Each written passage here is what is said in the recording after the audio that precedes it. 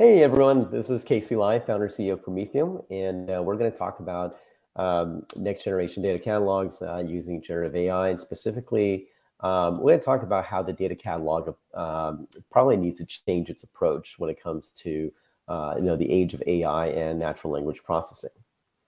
So let me go ahead and share my screen.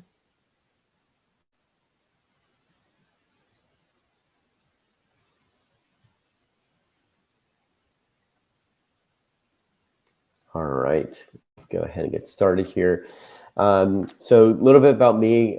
So before this, I was actually the president and CEO of a data catalog company called Waterline Data. So it was one of the first data catalogs to focus on big data. So that's where I got a lot of exposure into kind of how the challenges of data catalogs are when it comes to adoption. And that's where I really, as Wayne said earlier, I really gravitated towards self-service. Because I really wanted to make that journey just a lot easier for people. So we're going to take a look at a little bit about Promethium. Promethium was founded in 2018 as I left Waterline, and we've been very fortunate to be recognized by numerous publications, won a number of awards, such as CDO Magazine's Product of the Year, actually winning the Cody Award for 2022.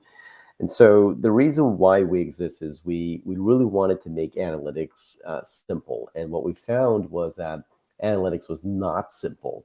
There were a lot of parts and pieces, a lot of people had to be involved. Finding the data was always difficult. Getting access to the data was difficult, and then building it became more difficult with more and more people needing to know how to code. And so these are some of the statistics that just really overwhelmed us as a company when we saw these market trends. And unfortunately, we see that it's not getting better, right? So everyone knows about, yes, data is growing more and more, but there's also more data sources than ever before, right? There's a new database coming up, a new data warehouse, new data lake. And so trying to do the old way of having to move the data ETL becomes very difficult. And then trying to piece together all those different complex products, catalogs, prep tools, different virtualization tools, different BI tools, also very complex.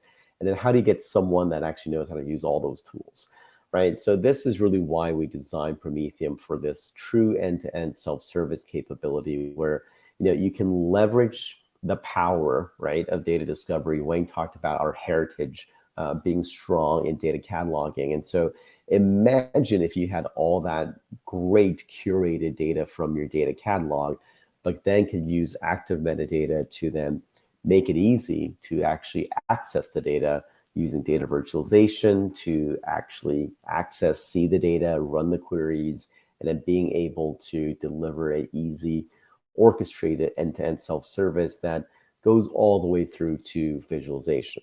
Right? And that's where the simplicity piece comes in. And if you talk to a lot of our customers, I think you'll definitely hear that simplicity is really what Promethium really focuses on, right? And so what we wanted to do was, help customers, simplify their workflow, right? Today, if people need to, try to answer a new question, they got to go find the data, they have to find a way to access it.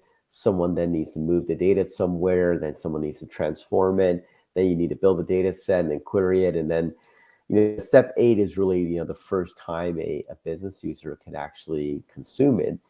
And if it's right, great. But if it's wrong, you have to go back to the beginning and figure out where it is, where you went wrong and how to fix it. And this is where we felt like, wow, this is just way too complex, right? It takes too long. And so if you have a great catalog, that already has, where all the data is, what's good, what's bad, who likes it, and so forth. Being able to then apply the automation and data virtualization techniques to say, well, what if we can actually show you the data? What if we can actually build the data for you without having to do the ETL first, and then give you the output for you to consume in a matter of minutes? What would that do? Or how would that change the experience, right? And that's where Promethium really focused on. And as we started seeing, generative AI come into play, this has become a bigger and bigger, priority for a lot of organizations. Because now with generative AI, with OpenAI, ChatGPT really opened our eyes to, oh my gosh, a regular business user who doesn't know code can actually ask, ChatGPT, write me a SQL query for this, and boom, you have it, right? And so it's really driven this wave of further automation. And there's something like 800 new generative AI startups that have launched. It's probably more than that. My data was, dated back in March, so it's probably, a couple thousand by now, right? And the reason is because this enthusiasm for natural self-service can actually really be fulfilled now with generative AI, because it can answer a lot of things for you very quickly and interactively. I think that's the key difference, right? Whereas, there's tools that can, very quickly search and find things for you. And maybe it finds a list of things for you, and then you'll still have to go through and pick the best one or the one that you want. I think what makes generative AI very usable, if you will, is that it automatically picks the right one for you, right? And then it lets you interact and say, this is not the one I want, can you pick a better one? And so this is really kind of is what we believe is driving this enthusiasm. But, right, I think this is where you need to temper that enthusiasm with some reality, right? As we've talked about in a panel before, right? So, behind the generative AI is a large language model, LLM. And an LLM is not a data catalog. An LLM is not a database. So it's not a query engine. So it actually doesn't have the ability to access data unless you give it, right? It can't actually run the queries. And so if it can't actually run the queries, it won't actually know if the SQL query you generate is actually even accurate, right? So those are some of the problems we see. But more fundamentally than that, from a catalog perspective, an LLM is not going to know about the tags that you've created. It's not going to know about lineage. It's not going to know about all the voting that you've already done for your data. And it's not going to know if something's used more than others, the popularity, of certain data assets. And so the reason why we call this out is because this is a challenge for LLMs, that in your environment, it's never going to know how to pick the right data. And it's never going to be able to actually generate the right and accurate results for enterprise analytics usage. So that's kind of the big gotcha, right? Of trying to adopt generative AI or LLM within your internal enterprise analytics environment. But at the same time, we think data catalogs also need to change, right? Because traditional cataloging has always been focused on organizing data, governance, it's metadata focus. And as I mentioned earlier in the previous slide, like that's not enough for generative AI, right? And so what we really need to do is find a way to bring these together, right? Take a look at what the LLMs are missing, but what they're good at, right? They're good at the natural language piece, and figure out how do you give, this ability to this missing gap of abilities to the LLM so that it can actually be combined to deliver a seamless experience. And this is something that Promethium actually has been working on for quite some time, right? So even before the advent or the popularity of Gen AI, we've already built our products where you have that strong foundation of a catalog of all the metadata that you've built from your catalog, and you generated from all your different data sources. And with that, providing the active metadata to then combine with the data virtualization capabilities, so that way you can access the data without moving the data, right? So it's not enough to just see the metadata and descriptions. You also want to see what the actual data means. You actually want to see, well, if this is the right data set, show me the result. Or what I like the most in discovery, which is, well, I'm not sure what I want. Can I build it, right? Can I combine these two data sets? Combine these tables and build a new data set, right? And this is where that build assembly capability from Promethium is super popular. And then the intelligence layer, right? And this is where, we can use natural language to help you generate a query, to generate a data set, or use AI to help you select the data, right? So if I search for sales, there might be 30,000 tables called sales. Which is the right one? Did I mean sales in a column? Did I mean sales in a table, right? Which is a better one? Should I suggest? Should I pick? And then if I have some esoteric column names, what does it mean? How do I figure that out, right? So this is really kind of where, what Promethium's good at. And of course, you can't do this without proper governance, right? So you have to have access control, SSO, masking, encryption, all these things to make it truly enterprise. And so it was really natural for us to incorporate LLM into our architecture, right? Because Promethium was always built from architectural perspective to incorporate security, right? So you can actually have a metadata layer, right, which is a Promethium scope in the cloud, and a data access layer, which is the intelligent edge. And that's where all the data access and the queries happen.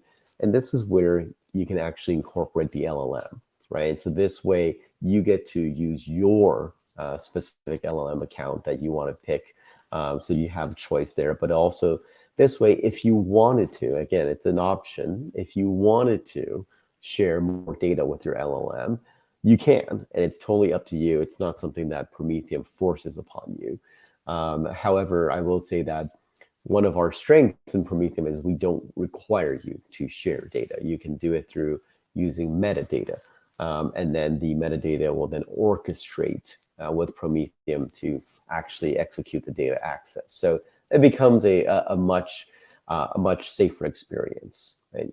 So here's how it would work, right? The user would ask a question in natural language, right? We will parse those words into tokens on the Promethium scope side, and we'll search those tokens, right, against our metadata index to see what we can find.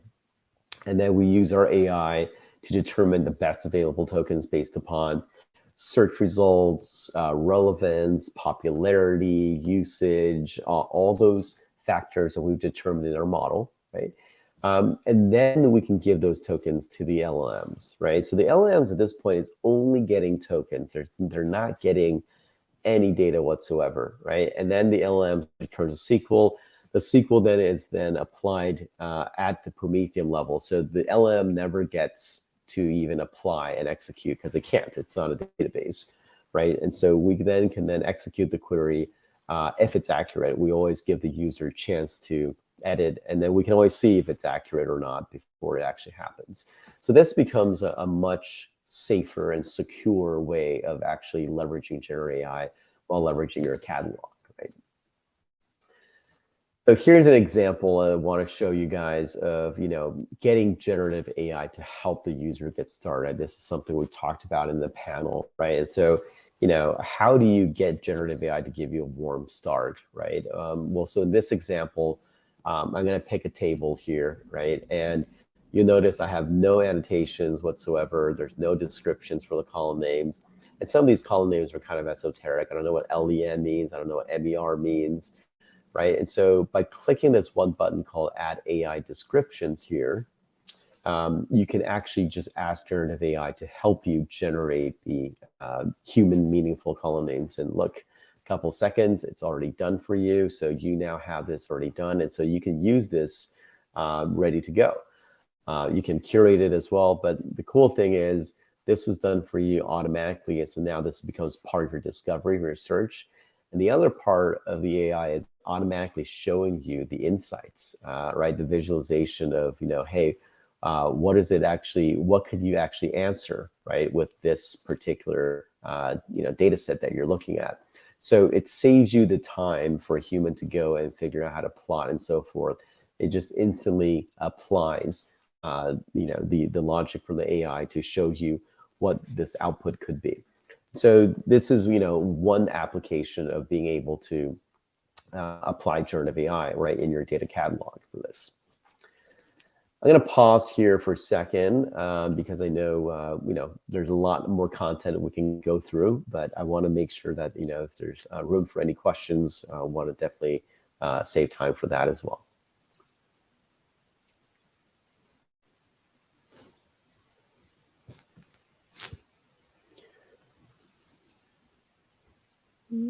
Okay, no questions. We can definitely continue.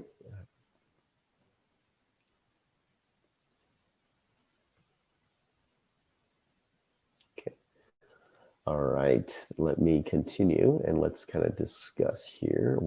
I'll share a customer use case.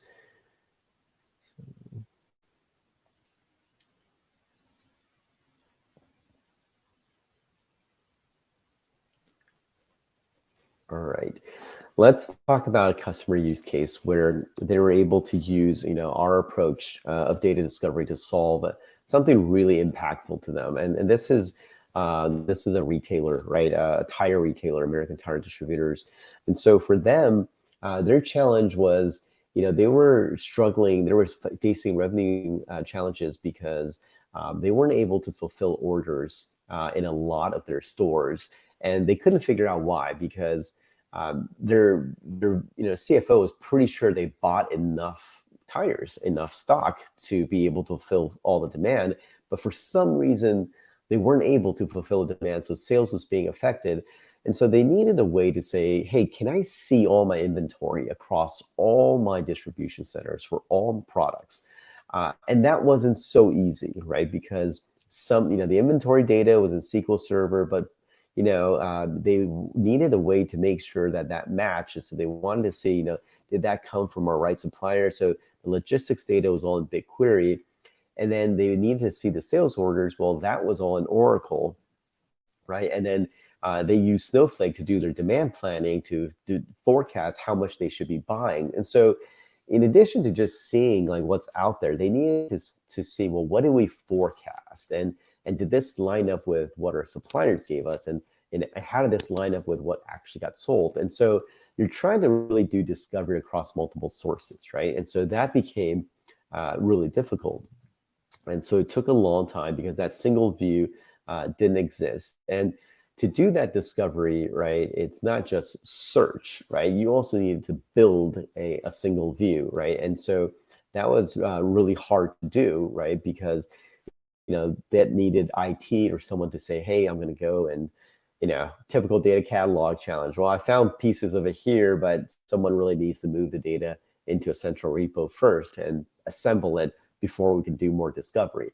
Exactly the case here, right? It's they needed IT to go and move all the data from BigQuery, Oracle, SQL Server into Snowflake, write the custom ETL, write the custom SQL to create that view to be able to let people search.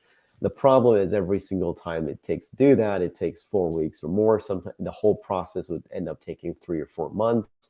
And so they could only do this demand planning once a year. And so what they figured out was the challenge was they're planning once a year what they're going to buy and what they're going to allocate across every store.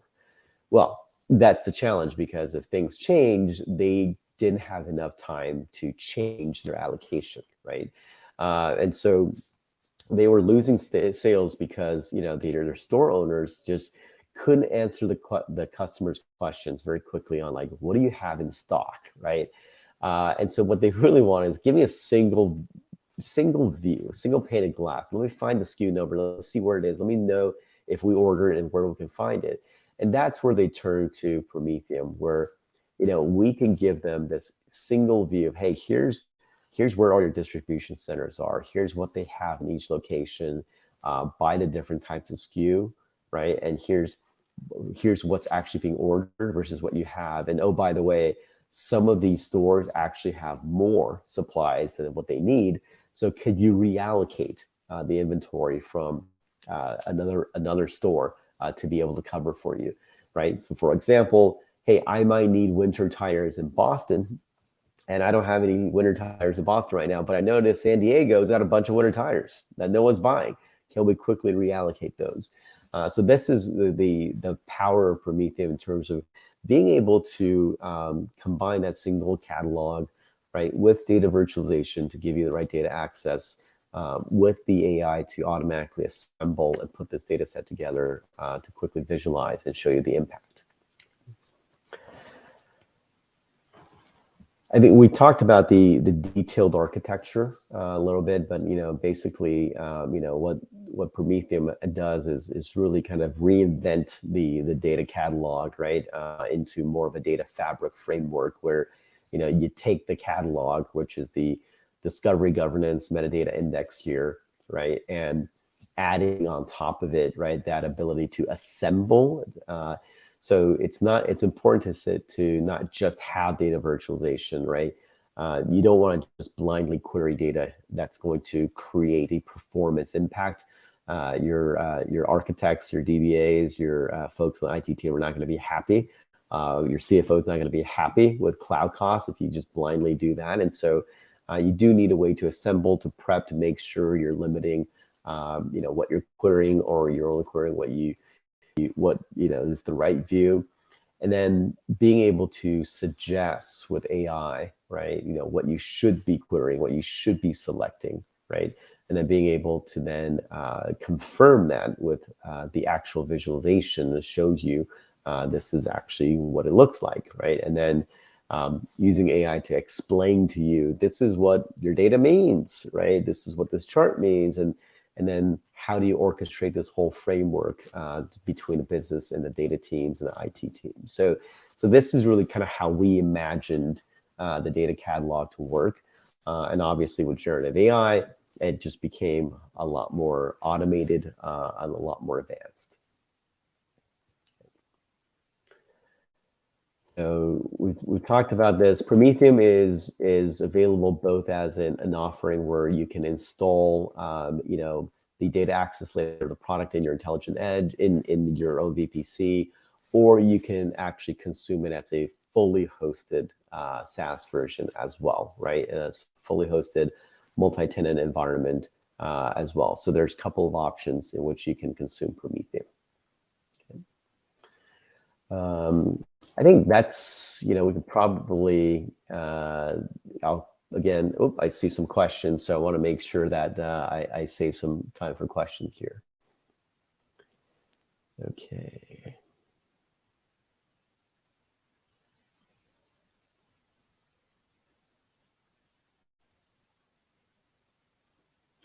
Yeah, so the question is the use of LLM to empower data catalog a feasible idea? It absolutely is a feasible idea, and we've already implemented it. And we do allow you to select your own LLM. You don't have to go with ChatGPT if you don't want to. But it is a very good idea, as I mentioned earlier, to automate a lot of the grunt work, right? Automatic tagging, automatic curation, or descriptions of the esoteric column names and table names.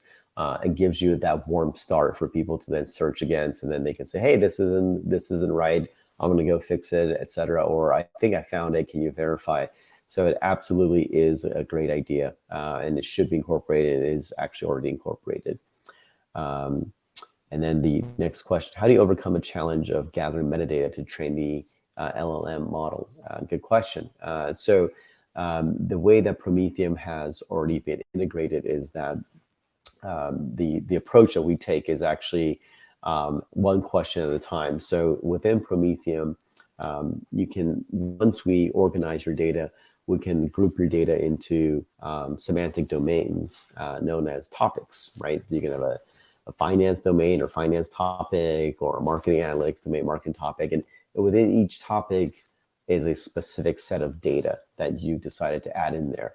And so when someone asks a question, you can ask them to specify a topic, or you can assign a topic to that.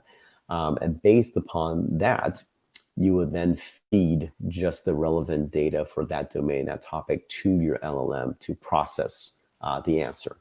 The more times you do this, the smarter the LLM gets for that specific topic, and it'll remember that answer that it's helping you answer is specifically for that topic. Right?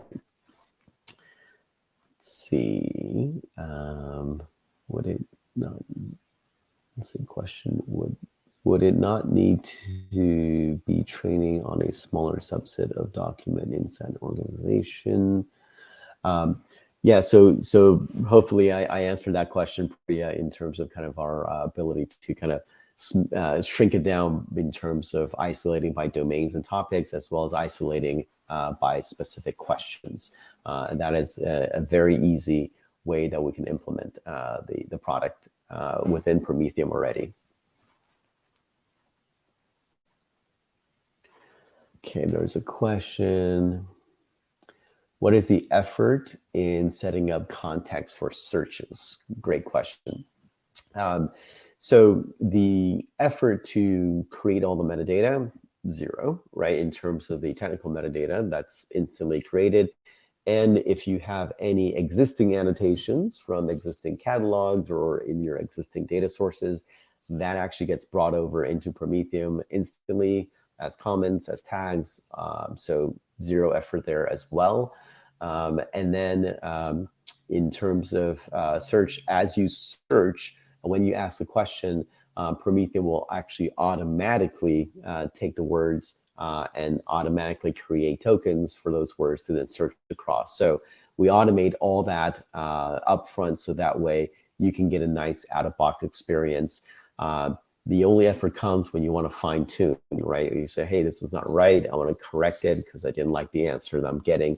That would be the only effort that is required.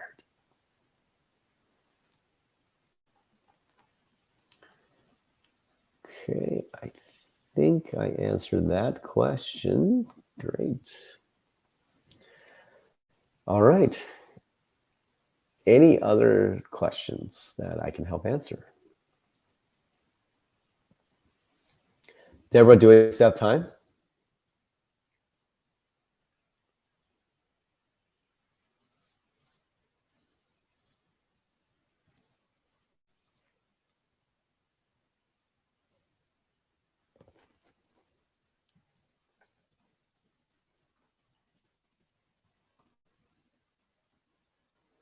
One more minute.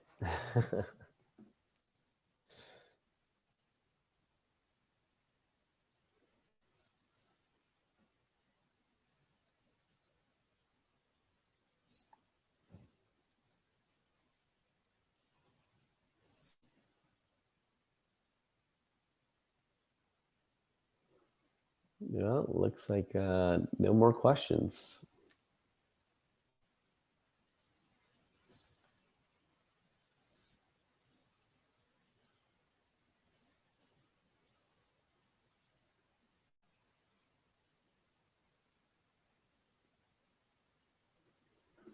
Great. Thank you, everyone. We'll see you at the Innovation Hub.